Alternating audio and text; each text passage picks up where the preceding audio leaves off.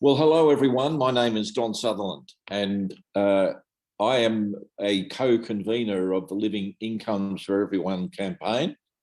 And I'm delighted to welcome you all to this tutorial about the cashless welfare cards. And the first thing I would like to do is acknowledge that I, Don Sutherland, am sitting on the land of the Wurundjeri people and coming to you from their country. And I pay my respects to their elders past, present and emerging.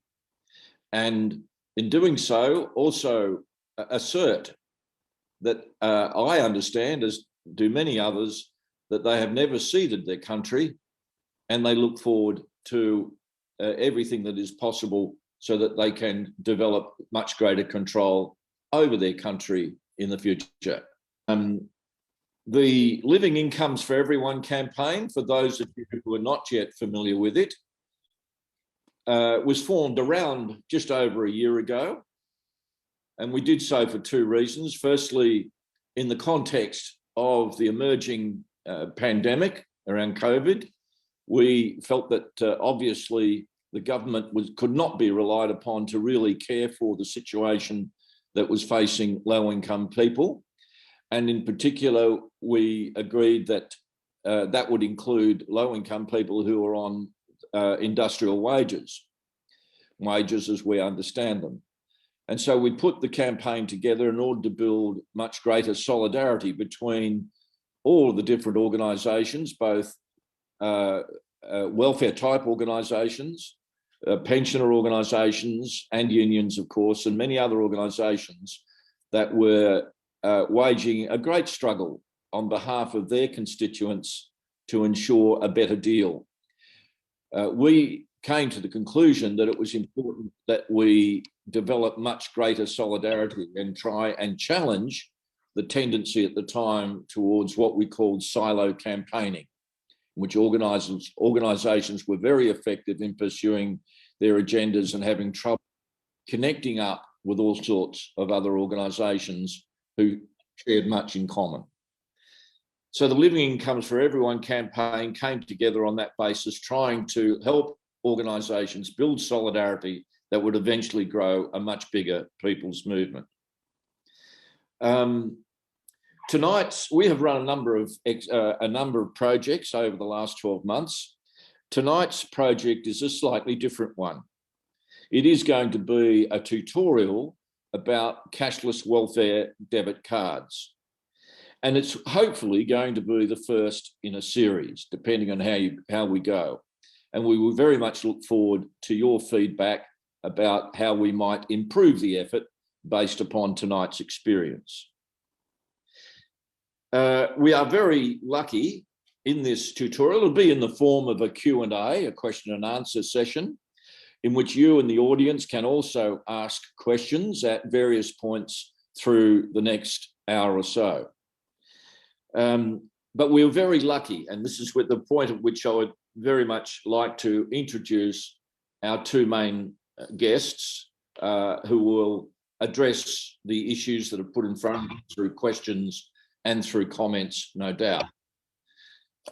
Firstly, we have Kathryn Wilkes, who is the convener, if I can use that phrase, of the No Cashless Welfare Debit Card group, which is very prominent on Facebook with thousands of followers.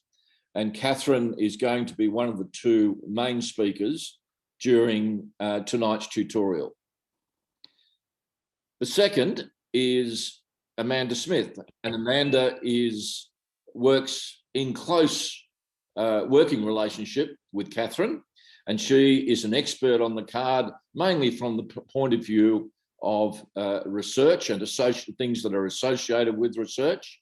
And she is going to be answering some of your questions as well. And Amanda comes from the Sane 07 group based here in Melbourne.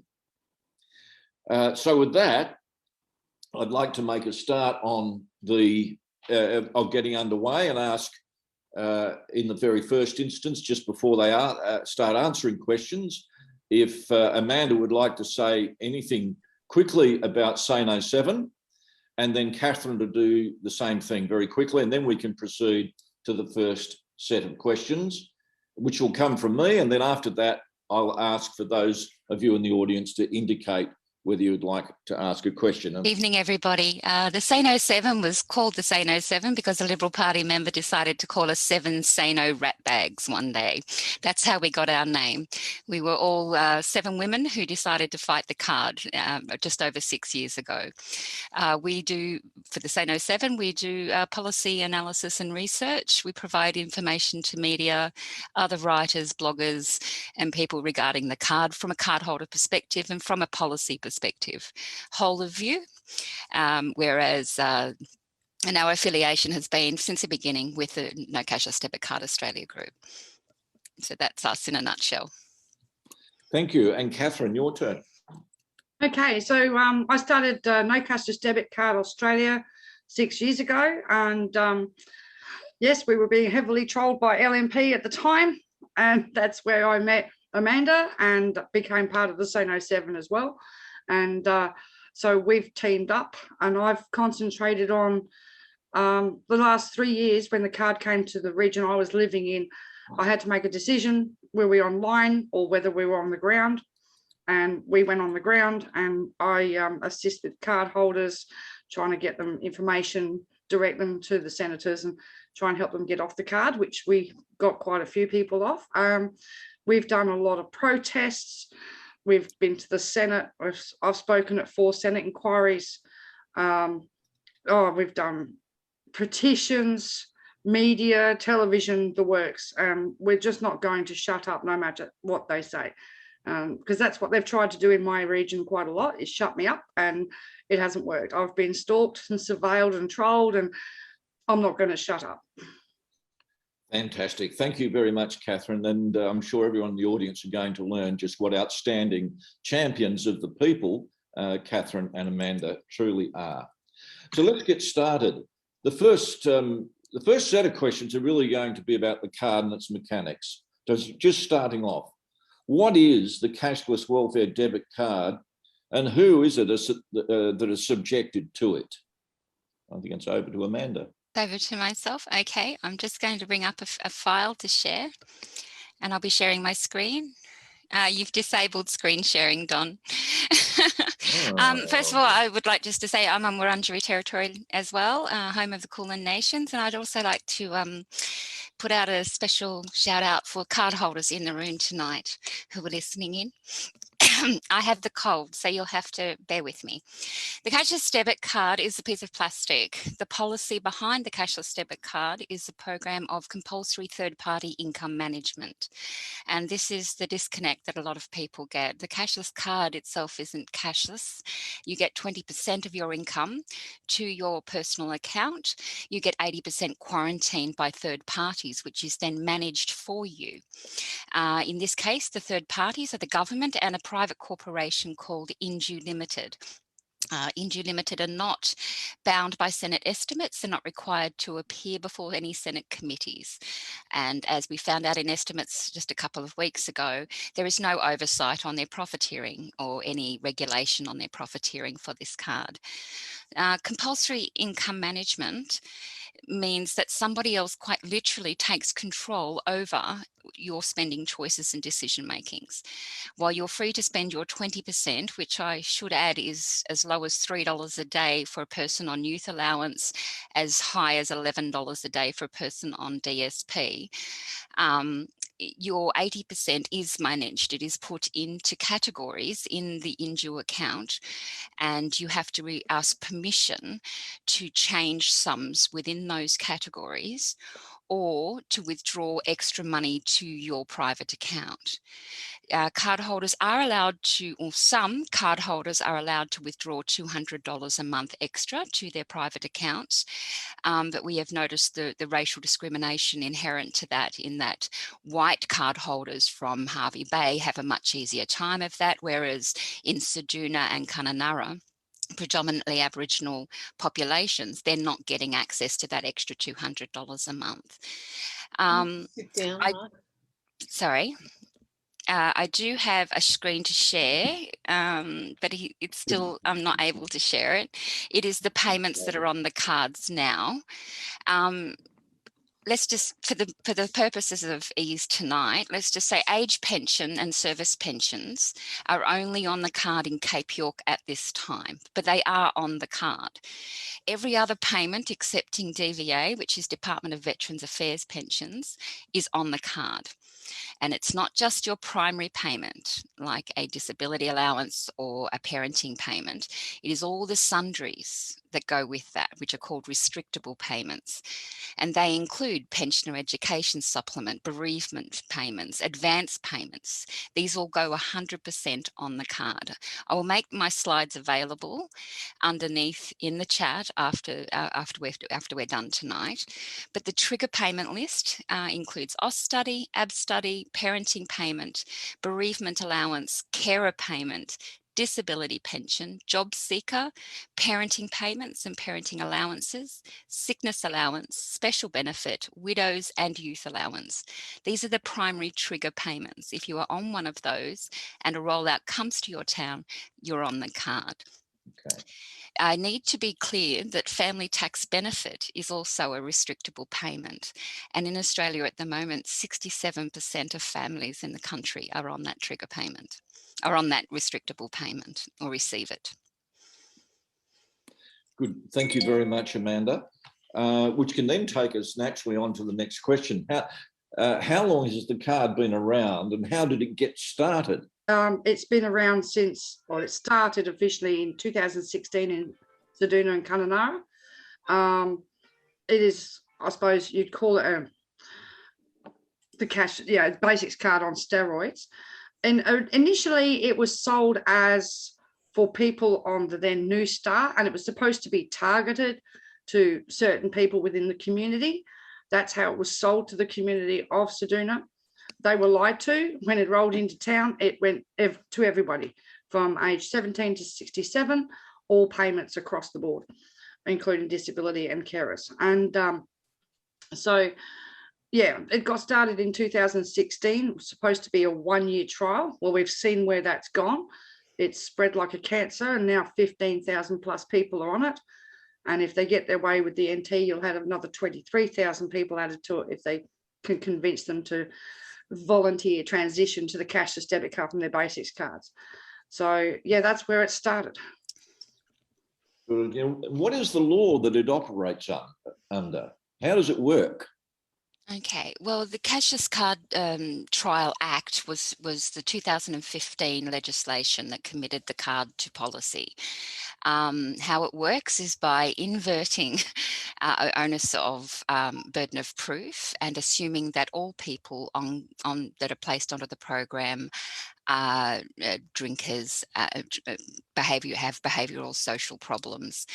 We know in reality that that's not true, and there is actually no assessment process involved. How it works on the ground is one day, if you're in a trial region, a card shows up in your mailbox. Your payment is already split into 80-20 by the time you get that card.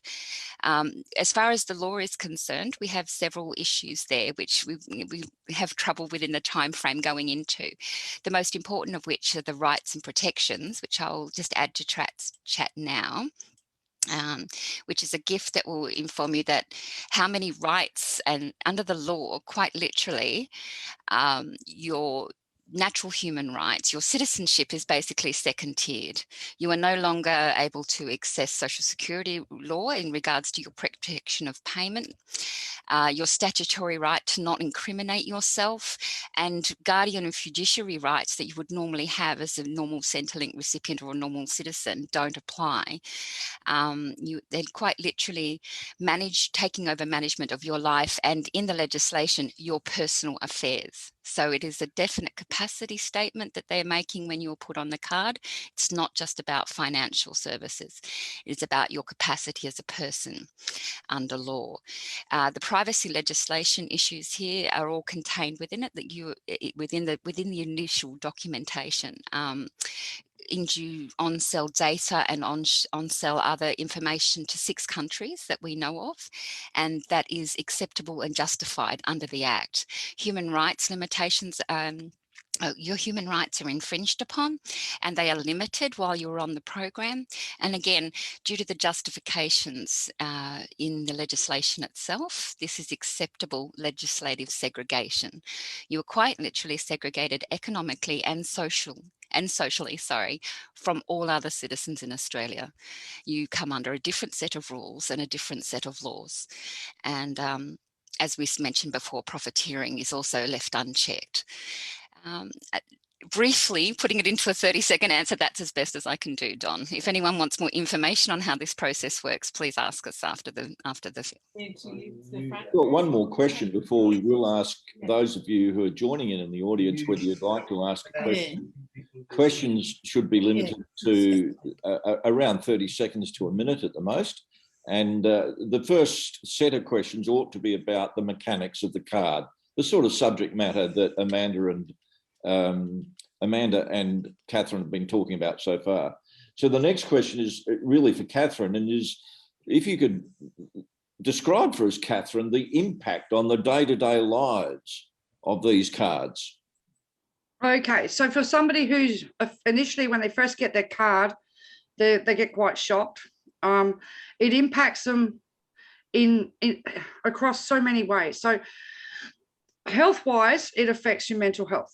It causes stress, leading to people going to their doctors, getting a mental health plan, being put on medications for depression, anxiety, and they recluse themselves anyway, naturally, once they've dealt with the failure of the cards in public and had to put up with, in the beginning up here, some very horrible judgmental comments from people standing behind them at checkouts.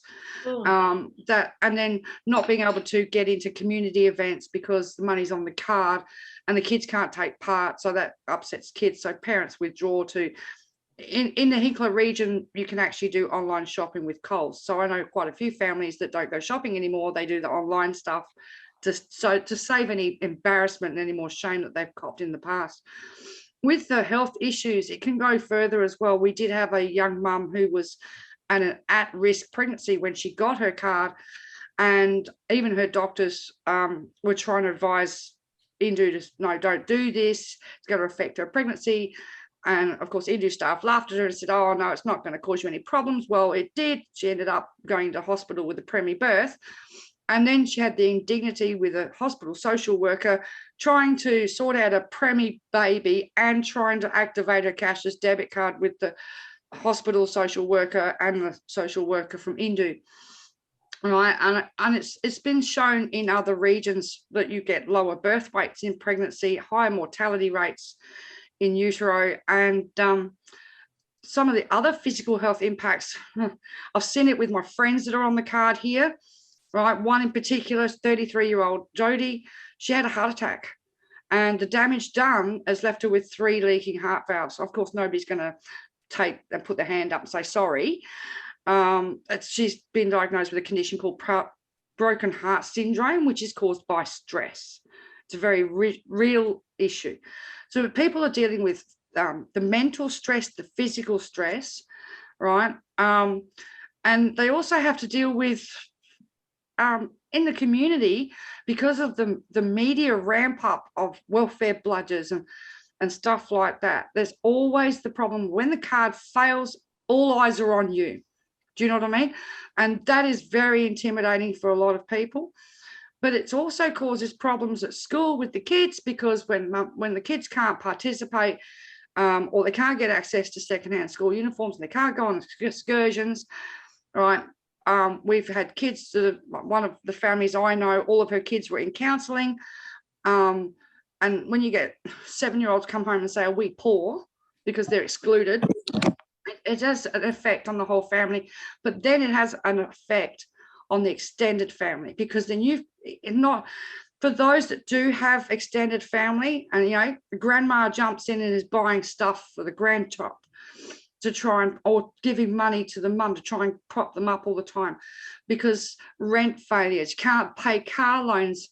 And I've had people in my lounge room broken, in tears, shaking, that just don't know what to do. They couldn't pay their rent, they were being evicted, 3 kids not sure what to do. You know what I mean? It's breaking people. And this is the most inhumane policy, and they just will not listen or acknowledge any of the human impacts on the card at all. So thanks very much, Kathryn. Yes, I've been saddened by some of the stories I've learned from Kathryn in particular about what this card is doing to the daily lives of low-income people. We have two questions about the mechanics of the card, how it works. So Scott Kitchener, could you ask your question? It's about Indu, I believe. Yeah, g'day. Can everyone see and hear me all right? Yes. Yeah, beauty.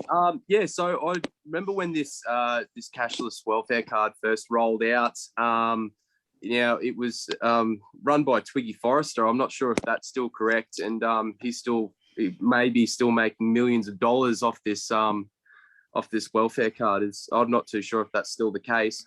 And also, I was under the impression that the cost of issuing and administrating the card was more expensive than what people were receiving in welfare payments. So kind of, you know, the cost of welfare has gone up in this country, and it's actually harming people while it's rewarding people at the top, like Twiggy, who might have a vested interest. Thanks, Scott. I think I can answer that one. Just the first part last. The last formal notification we received in Parliament was that the card is costing $12,000 per person to initiate. That is a cumulative total cost of the announced spending. It is not a yearly sum. The yearly sum works out to around, we assume, $900 to $1,000 per participant.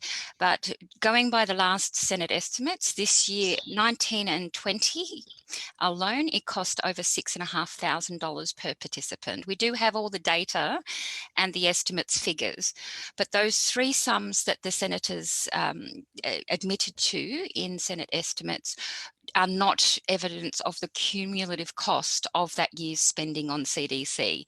Only the contractual obligations that department were required to provide. All spending charges, and costs of the CDC are now not for publication. The government has made it secret. Sorry, I'm really got this flu. Regarding Andrew Forrest, Andrew Forrest is a multi-billionaire. He doesn't need our money, and it's never been about money for Andrew Forrest. It has been about control.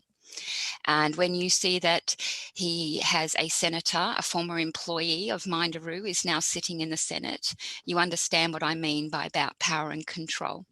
I have met at a Senate hearing, Senator O'Sullivan, and he has, and is entitled to his view as any member of Parliament is.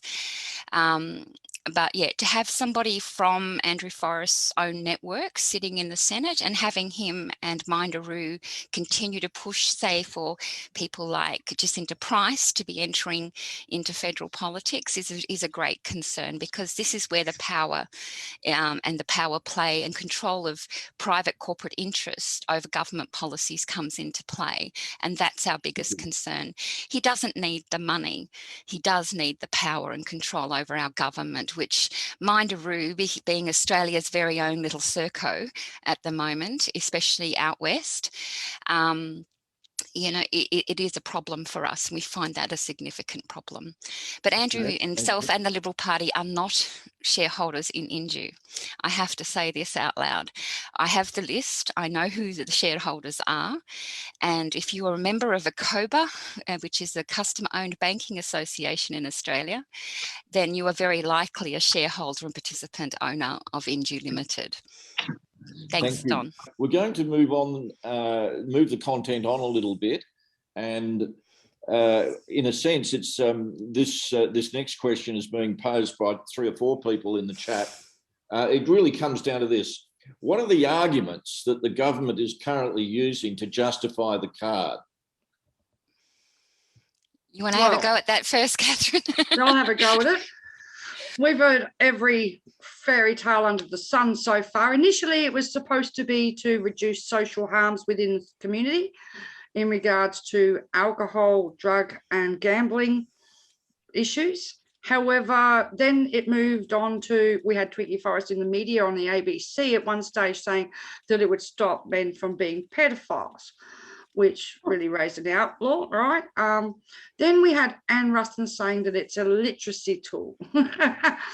However, all I see is bankruptcies, broken credit ratings and damaged rental histories and evictions. I don't call that a good literacy tool, right?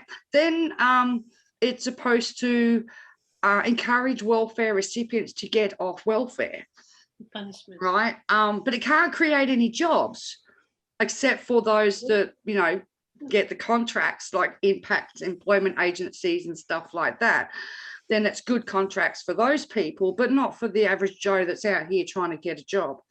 So basically, I've heard from Kununurra, one of the staunchest supporters of one of the First Nations people.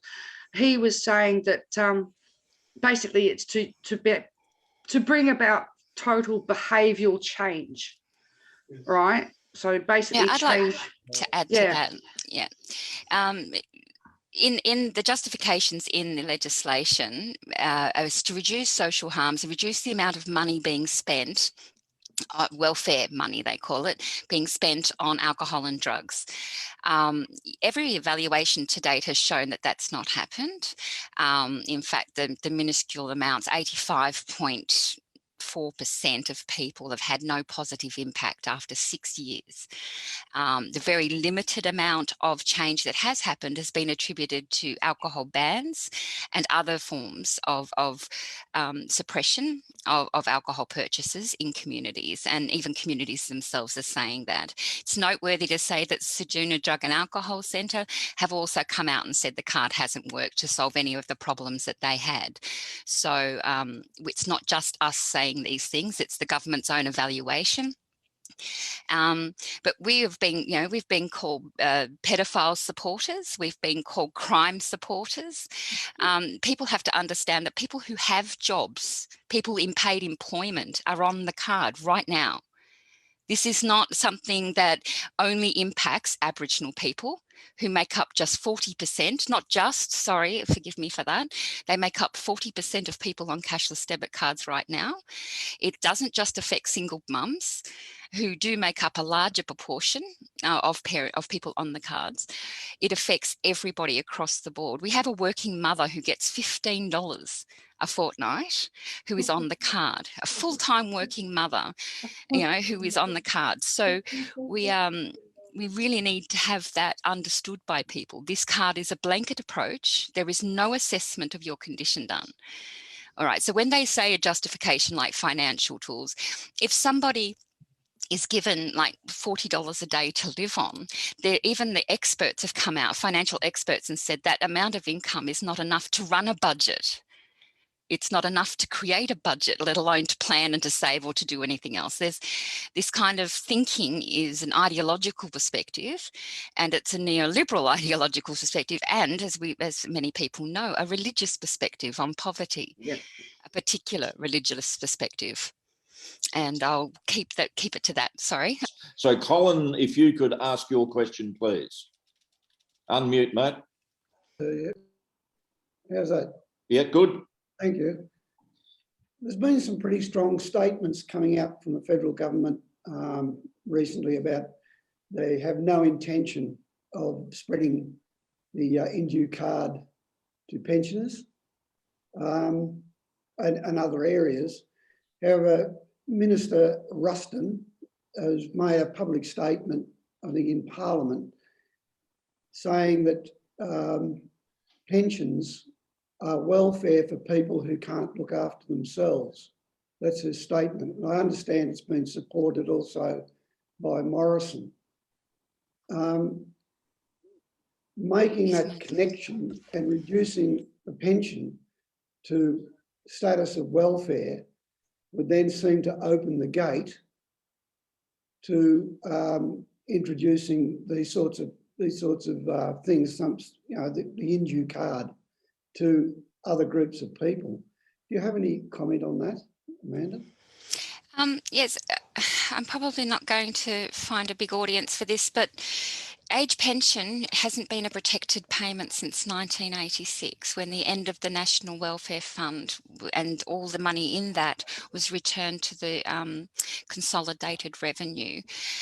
It's paid from the same consolidated revenue that every payment is paid, and it's paid through Centrelink system. So therefore it is considered already a welfare payment. We understand that there was the 7% tax and all of this other stuff is going on, but from where we stand today, that's the basis we have to operate from, is that age pension is already a welfare payment. Now, all I can say to you is that when I called Anne Ruston specifically to mention the fact that the age pension is listed as a restrictable payment in the legislation, she refused to rule out that age pension would be included.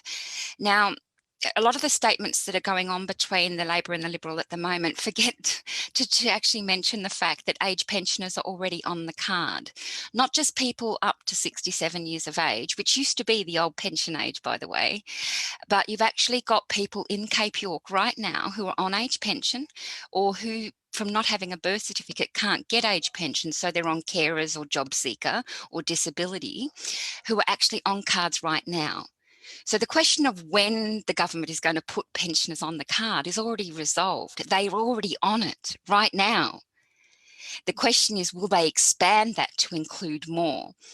Now, you can trust the Liberal Party if you like. Sorry, we can't, okay? And there's a really good reason for that, and I will post it. This is part of a submission that I made.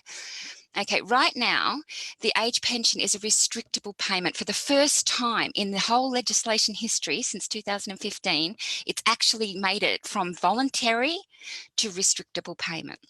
So it's actually made that leap in the legislation already. Now, there's a caveat in place for the Northern Territory, which means age pensioners won't go on the card there unless there's another bill or a special legislative instrument, they call it, is used to include them there. But if they had no intention of rolling it out further, then it wouldn't have been a restrictable payment. There would have been a caveat in the special region of the Families Responsibility Commission region of Cape York. There would have just been a special caveat that allowed them to include age pension there, while the rest of the document would have just had it as a voluntary payment still. And we already know on the ground in the Goldfields and in Hinkler, they are pushing for age pensioners to go on. And we also had the comment from, was it Gillespie's office? A staffer from Gillespie's office a couple of weeks ago let slip that the promotion of the card to the age community will be based on your safety. They don't mention why people are unsafe in their communities at all, but it will be, and we know that that promotion is sound because that's already being used in the card rollout sites right now to encourage age pensioners to sign up. You know, so we know some other questions that we might like to get to, yep. Please, Amanda. There's a couple of questions actually about the extended rollout. Phil Bradley, if you'd like to ask yours, it will cover off on a couple of the other questions as well. Hi, thank you for the presentation. Sorry I was a bit late, but I'm wondering how far they've progressed in New South Wales in particular in terms of pressuring people to join, in particular Western Sydney Aboriginal communities and other struggling communities in Western Sydney. I know there was a trial in Bankstown that I think it was mostly the CPSU and the PSA had some good effect in slowing the whole process up. And my other comment was about involvement of the unions, because we need as many of them engaged as possible, including teachers, because of the impact on children. Yeah, good stuff. So go for it, Amanda or Kathryn. Okay.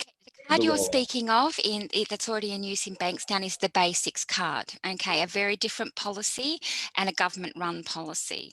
Indu provides the cards for the Basics card, but they're not actually involved in income management. And people on Basics cards don't lose access to their citizenship rights and their legal rights and protections the way people on Indu cards do. So it's a different card, but because they are on income management, under the legislation just passed, they could be put on the Indu card or required to be, transferred across. The situation of the special caveat for the Northern Territory has been that people on the card in the Northern Territory can choose to transfer from basics to the CDC, but that's the only choice. Basics and CDC are both mandatory compulsory income management programs. So the only choice is to transfer. I don't know, there's nothing in the legislation whether or not people in Shepparton and Victoria here or in South Australia and Playford and Elizabeth and places will be given the right, as Aboriginal communities are in the Northern Territory, to make that choice. There was no specification for other basics card users around the country. This was the last bill to pass was very much focused on the Northern Territory rollout.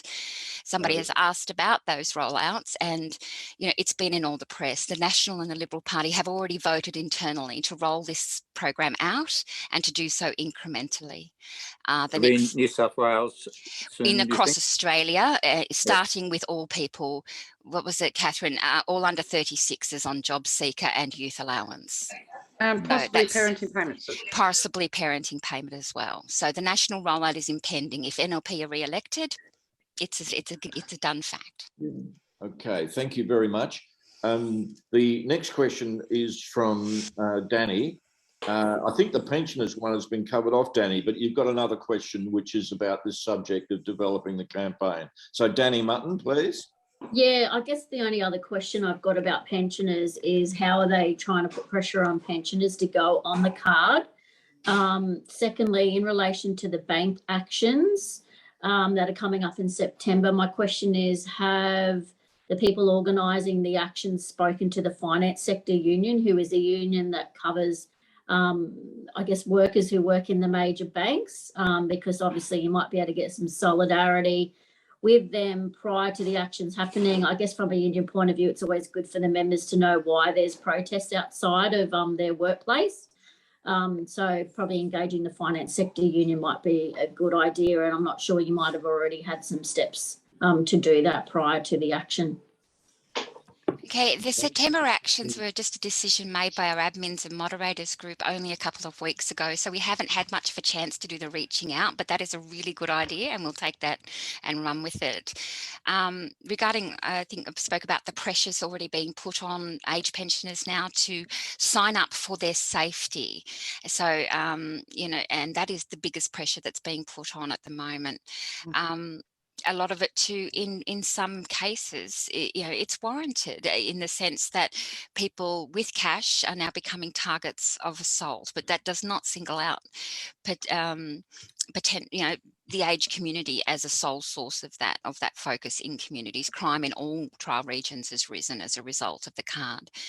But yeah, the actions in September, we've only just started forming this group, so please do join up, bring your ideas. The group is delineated by states, so grab your local state and go with it. And but as far as administrating that event goes, we definitely will approach the union. Thank you.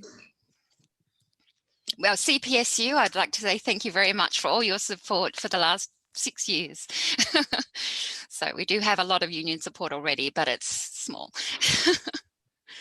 Thank you very much.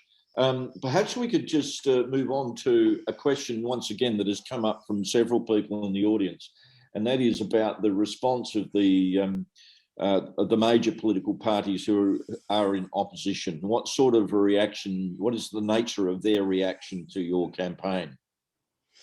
Kathryn, would you like to lead off? Well, all the way along, we've had the support of state ALP, and all the way along, we've had the support of the Greens continuously, all right? The Greens have been vehemently opposed to the card all the way through. We had to sort of like, in the beginning, ALP was supporting the trials, but then the day that I handed Bill Shorten the terms and conditions that were given to cardholders, when his policy advisor went through it, they backed out of supporting the trials, and then they started voting against the card since 2017. And now they've become very public against the card, and they've stepped up and said that they will scrap it if they're elected. So I know that they support our campaign, but they've got their way of doing things, and we sit in the middle, non-political. Do you know what I mean? we'll just see how that progresses. At the moment, Justine Elliott has stuck her head up, and they've got this 10-person cabinet meeting thing that they've built, and we'll see where that goes. I'm expecting a meeting with them about it anyway in the near future, but I think with the COVID lockdowns and everything, that's getting in the way a little bit, but we'll get there. So yeah, we've got Greens that are totally against it, ALP saying that they will scrap it, and then you'd have to just be very careful with your independence. That's all I can say. You know what I mean? I just speak to that independence. Andrew Wilkie has been vehemently opposed since the outset, and has been a wonderful support. Helen Hayes has also spoken out in Parliament several times against the card.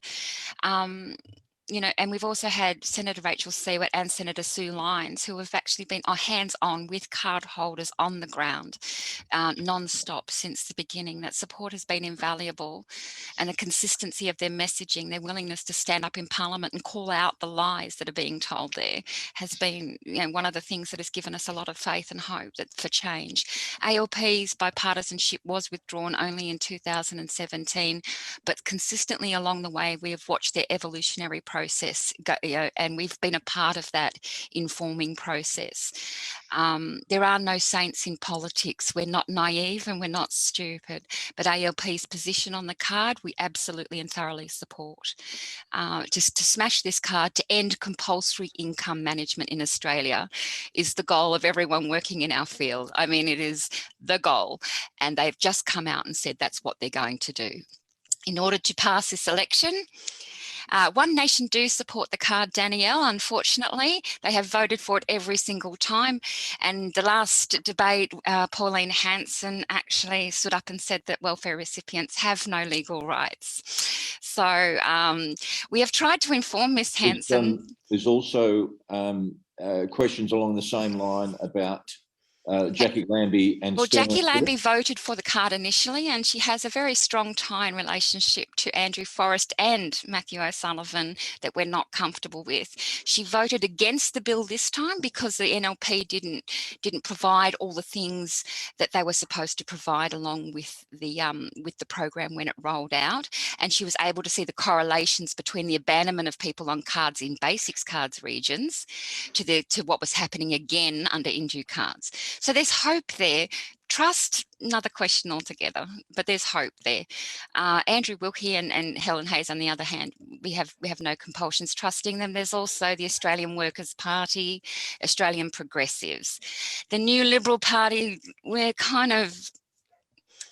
on the fence with, because we don't know enough about them and in practice in Parliament. And Sterling Griff? Sterling Griff. The least said about that man, the better. A question from Centre Janine Alliance actually were the key to this bill passing. If not for Centre Alliance, we would have no CDC in Australia today. Sterling Griff left the building on vote night rather than be seen to be supporting the Liberal vote. Rebecca Sharkey blocked amendments in the House of Representatives that would have seen the card be blocked there, and Sterling Griff voted with the NLP on the night.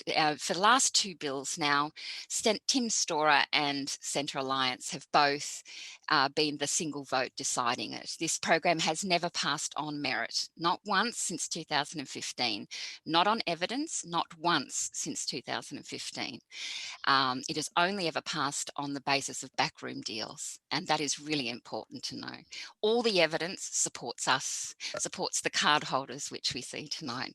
And I just again like to mention that they're in the room.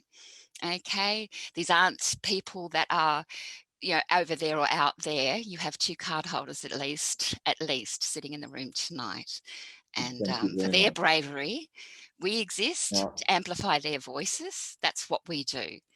You know, we'll come back to that in a moment to wrap up. Janine's going to ask a question which will take us towards the wrap up, and there'll be a couple of questions to help with that wrap up as well. Okay, thanks, Janine. Thank you, Don. My question is that it's such a rort. The National Integrity Commission that has been called for needs to look at it, and with it's so much like the robo debt in persecution of, you know, the innocent, the mental health. So I'm just asking you, can it be exposed for the corruption level that is in the background? Okay, that's actually going to take a federal inquiry to do. A High Court challenge must come, we have a legal advice, must come from within the ministry itself.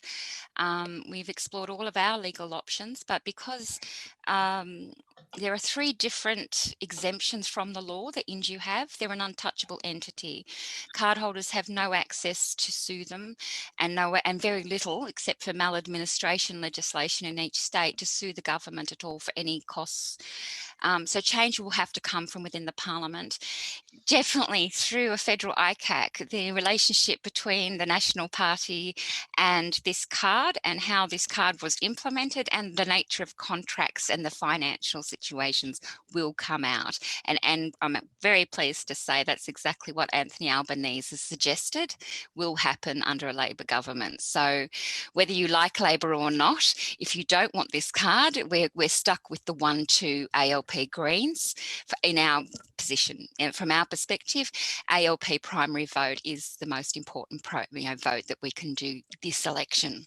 We can have our idealistic what for, wish for government any time after that, but to stop this policy, to get to the bottom of it, and to bring it out into the open like robo-debt was bought, we're going to need to elect a new government. There's no other choice.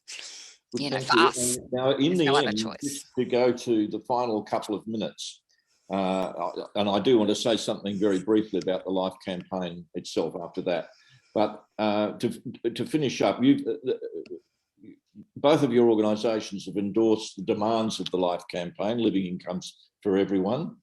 What can other Life campaign endorsing organisations and individuals and other organisations do to make your campaign stronger in the next 3 or 4 months as you head in towards September? I'll go quickly and then pass that one to Kathryn. The first thing that you can do is join our pages and share our posts. That's how we get the information out. That's how we filter it out to everybody else. Organisations like ACOS can make cashless debit card a priority. We understand, absolutely understand the need for the raise the rate, and we are not discounting that at all. But this is the priority, because if this government is re-elected, all right, this will be the priority. Raise the rate, still with 80% of your income going on the card, you will find yourself, life is very different. So absolutely, Danielle, Greens balance of power is exactly what we want. We want a minority, the perfect thing would be minority government with a strong independent Senate and a House full of progressive MPs. That would be a dream if that happened. But the reality is we need you to join our pages. We need you to join up, and we need you to see if your volunteers can also volunteer for us for that one day in September, okay? And I'll pass the rest to Kathryn.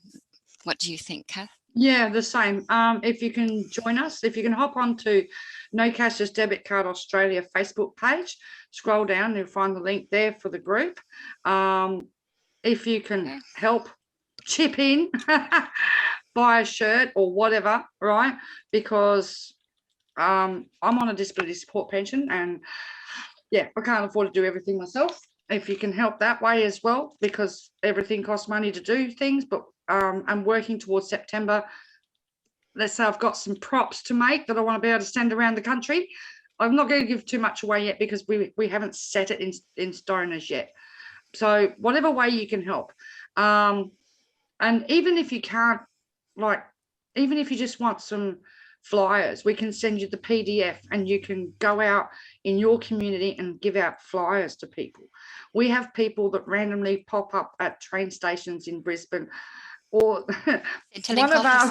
one of our members goes all the time out of the blue and stands outside our MP members' offices and sends us a photo of her lovely middle finger. You know what I mean?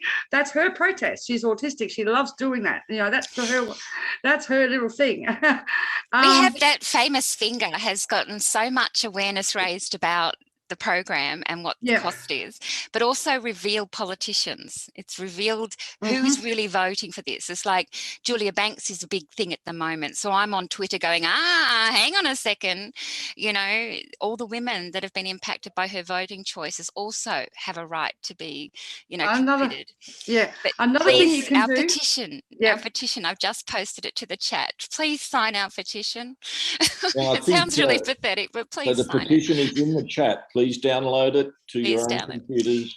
Yeah, it is petition EN2799 on the e-petitions page. E-petition means it's a Parliament of Australia petition. Yes, and if they don't give us any joy on this petition, we have routes through the AAT, okay, and we have routes through the Commonwealth Ombudsman to make sure that the petition is taken consideration of. So it's really important we get as many signatures as possible.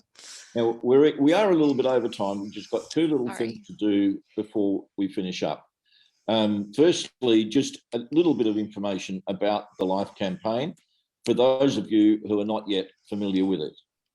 Firstly, here are some details about our email. If you wish to send us any feedback about tonight's tutorial, then please do so, including anything that is critical, because that's how we learn to do this sort of thing better than we're currently doing it.